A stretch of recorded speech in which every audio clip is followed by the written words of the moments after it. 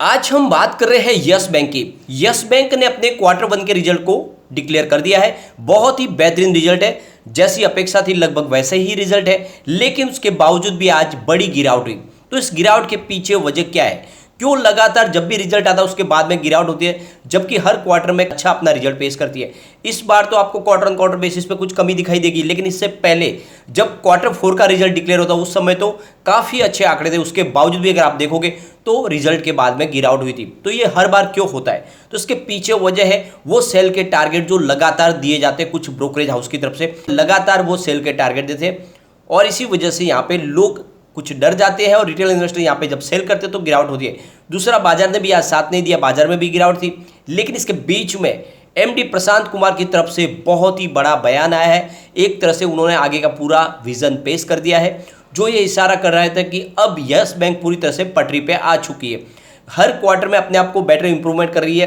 तो इस बार जो है उनकी तरफ से और भी शानदार कुछ स्टेप उठाए जा रहे हैं और साथ में किस तरह से यस बैंक की आगे की परफॉर्मेंस रहेगी उसके बारे में उन्होंने कुछ बातें कही है, जिसको इस वीडियो के माध्यम से डिस्कस करेंगे और जानने की कोशिश करेंगे क्या आने वाले समय वाकई में बड़ी तेजी बनेगी या फिर आगे और गिरावट होगी, फिर से स्टॉक नीचे की तरफ आएगा। तो बहुत सारी बातें जिनको एक एक करके डिस्कस करेंगे, उन टारगेट को भी डिस्कस करेंगे, साथ में यहाँ पे किस तरह से जो एआरसी का गठन होने की संभावना वो कहाँ तक पहुँची है और फंड रेजिंग की क्या संभावना, इन सारी बातों को जानेंगे इस वीडियो के माध्यम से। लेकिन फ्रेंड, उससे पहले अगर आप पहली बार हमारे चैनल पर आए तो चैनल को सब्सक्राइब कर दीजिए, एक बेल आइकॉन दबा दीजिए ताकि जब भी नया वीडियो बने पहला नोटिफिकेशन आपको मिले। वीडियो पसंद आए तो लाइक शेयर जरूर कीजिए। चलो फ्रेंड्स, वीडियो स्टार्ट करते हैं। मैं हूं आपका दोस्त एसपी दवे और हमारे अपने चैनल ऑनलाइन कमाई में आपका बहुत बहुत स्वागत है। सबसे पहले आज के कारोबार को डिस्कस कर लेते हैं। स्टॉक ओपन हुआ 14.85 पर, लो बना 13.90 का और हाई है 14.95 का, यानी 15 के आसपास आज टचिंग दिखाई इसने, वहाँ तक स्टॉक गया। लेकिन उसके बाद में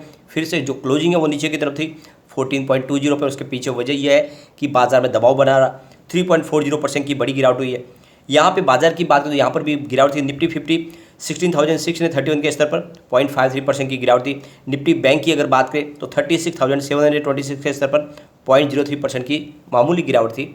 यहाँ पे निफ्टी सरकारी बैंक की बात करें तो यहाँ पे 2,771 के स्तर पर 0.60% की गिरावट थी और निफ्टी प्राइवेट बैंक में 18,602 के स्तर पर 0.07% की मामूली सी गिरावट थी। तो सरकारी बैंकों में थोड़ी गिरावट थी, प्राइवेट बैंकों में इतनी गिरावट नहीं थी, लेकिन उसके बावजूद भी यस बैंक में बड़ी गिरावट हुई। अगर हम यस बैंक के रिजल्ट की बात करें तो इन्होंने बहुत ही शानदार इस बार 311 करोड़ रुपये का प्रॉफिट बताया, जहाँ पे ईयर ऑन बेसिस पे 50% का जंप देखने को मिल रहा है। पिछली बार इनका जो टोटल प्रॉफिट था वो 207 करोड़ रुपये का था। तो आप देख सकते हो काफ़ी अच्छा प्रदर्शन किया है। जो नेट इंटरेस्ट इनकम है उसमें भी 32% का शानदार जंप देखने को मिला है, जो 1850 करोड़ रुपीज़ रही है। तो आप देख सकते हो कि शानदार प्रदर्शन जारी है। साथ में जो इनका एनपीए उसमें भी गिरावट आई है, लगातार अच्छी खासी यहाँ पे इंप्रूवमेंट देखने को मिल रही है। एनपीए लगातार क्लियर हो रहा है, फिलहाल 13.40% पे आ चुका है, जो पिछले क्वार्टर में 13.90% था। इनका जो एनपीए रेशियो उसमें भी अच्छी खासी इंप्रूवमेंट देखने को मिली है, जो 4.20% पे आ चुका है। पिछले क्वार्टर में ये 4.50% था। तो लगातार अचीवमेंट हो रहा है बैंक की तरफ से। आप देख सकते हो कि यहाँ पे जो टारगेट निकल के आ रहा है आईसीआईसीआई सिक्योरिटीज़ की तरफ से, इसको होल्ड की टारगेट दी गई है और 14 का उनकी तरफ से टारगेट प्राइस रखा गया है। एडलवाइज की तरफ से हर बार की तरह इस बार भी इन्होंने सेल का टारगेट दिया है और इसका जो टारगेट प्राइस रखा है वो 12 रुपीज़ रखा है। ये बात अलग है कि इस बार इन्होंने 1 रुपये को बढ़ा दिया। पिछली बार इनका सेल का टारगेट 11 का था, इसको 12 किया है, लेकिन अभी भी उनका सेल का टारगेट बना हुआ है। एडलवाइज लगातार सेल के टारगेट दे रहे हैं और इतना शानदार इंप्रूवमेंट होने के बाद भी एडलवाइज की तरफ से फिलहाल कहा जा रहा है कि इसमें कोई भी हमें अच्छी बात दिखाई नहीं दे रही है। भले ही कहने को तो कुछ कह रहे हैं कि भैया इसमें इंप्रूवमेंट है, लेकिन जब टारगेट दिए जा रहे 12 के तो बात समझ में आती है कि उनकी जो मंशा है वो अभी भी इसमें गिरावट की ही दिख रही है। दूसरी तरफ यहाँ पे निर्मल बाग की तरफ से भी सेल के टारगेट दिए जा रहे हैं, लेकिन 13.40 की प्राइस बताई है उनका कहना है कि यस बैंक ने काफ़ी का कुछ अचीव किया है, आने वाले समय इंप्रूवमेंट हो सकता है, लेकिन फिलहाल उनकी तरफ से सेल का टारगेट दिया जा रहा है। कुछ ब्रोकरेज हाउस है वो लगातार सेल के टारगेट देते हैं, नतीजा ये होता है कि रिजल्ट के बाद में स्टॉक के अंदर में गिरावट देखने को मिल रही है। ओवरऑल हर बार हर क्वार्टर में शानदार प्रदर्शन कर रही है यस बैंक। यहाँ पे रिजल्ट तो बहुत ही शानदार है, उसके बावजूद भी इसकी प्राइस नहीं बढ़ी है। तो उसके पीछे वजह यही है कि सेल के टारगेट लगातार दिए जाते हैं। बताया जाता है कि अभी भी यस बैंक में बहुत सारी वीकनेस है, हर बार वही होता है, लेकिन अगर आप देखोगे तो काफ़ी अच्छा इनका इंप्रूवमेंट रहा है और आंकड़े बहुत ज़्यादा उत्साहवर्धक है। यहाँ पे अगर एमडी प्रशांत कुमार की बात करें तो उनका कहना है कि हमारे जो स्लिपेज है उसमें कमी आई है। पिछले साल की तिमाही में मुकाबले 50% है।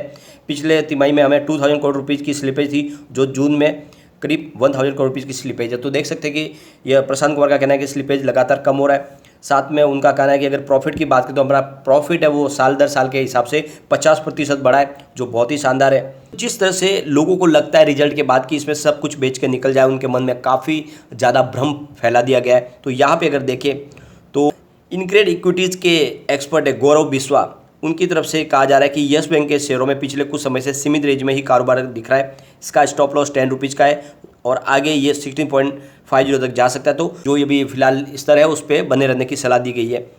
अब यहाँ पे सबसे बड़ी बात है कि यहाँ पे इस रिजल्ट के बाद में प्रशांत कुमार की तरफ से बड़ा बयान निकल कर आया है।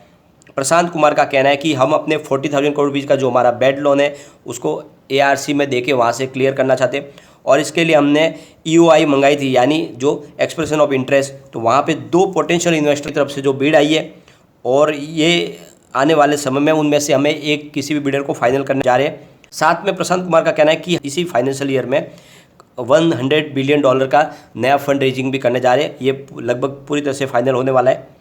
जो सैटरडे वो लास्ट दिन था इसके बिडिंग के लिए। इसमें 2 बिडर्स है जिन्होंने अपनी बिड लगाई है और ये जो भी बिडर्स है वो अभी 175 करोड़ रुपीज़ के बॉन्ड के रूप में बिड सबमिट करेंगे। उसके बाद में आगे की जो है कार्रवाई शुरू होगी।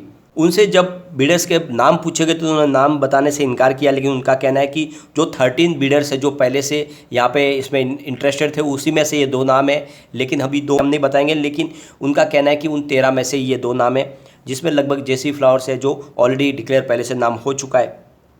उनसे पूछा गया कि क्या ये डील इसी फाइनेंशियल ईयर में पूरी हो जाएगी, तो उनका कहना है कि इसके बारे में हम क्लियरली कह नहीं सकते, मार्केट की सिचुएशन के ऊपर डिपेंड करता है। कोशिश जारी है, जल्द से जल्द होगी, लेकिन कब तक होगी उसमें अब समय की सीमा हम नहीं बता सकते।